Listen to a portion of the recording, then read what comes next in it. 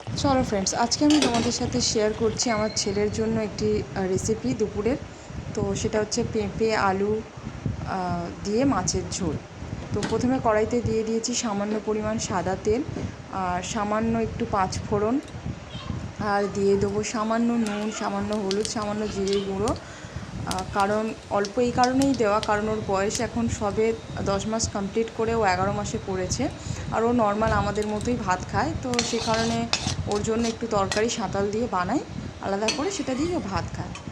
তো এর মধ্যে দিয়ে দেবো এবার প্রেসার কুকারে আগে থেকে সেদ্ধ করে রাখা সবজিটা। এতে দেওয়া আছে পেঁপে, আলু, টমেটো আর এক টুকরো কাঁচা লঙ্কা, যেটা আমি যখন সাঁতাল দেবো না তখন লঙ্কাটা আমি ফেলে দেবো, নাহলে তরকারিটা একটু ঝাল হয়ে যাবে। সামান্য একটু ঝাল থাকলে কী হবে, পরবর্তীকালেও আমাদের তরকারিটা খেতে পারবে, এই কারণেই লঙ্কাটা দেওয়া। তো সাঁতাল দেওয়ার টাইমে আমি এটা ফেলে দিই। তো তারপরে এতে সামান্য পরিমাণ একটু জল অ্যাড করে মাছটা দিয়ে দেবো 2-4 মিনিট, যাতে মাছটা ভালোভাবে ফুটে যায়, তরকারির মধ্যে গেলে একটু নরম হয়ে যাবে। তো এটাই হচ্ছে ওর আজকের দুপুরের লাঞ্চে ছিল।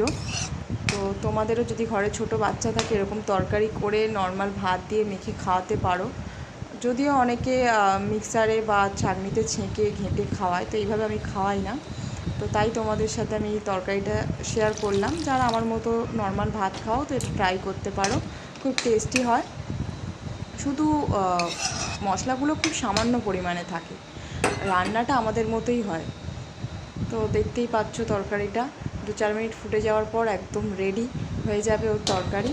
তো দুপুরে এটা দিয়ে ও খুব ভালো ভাত খায়।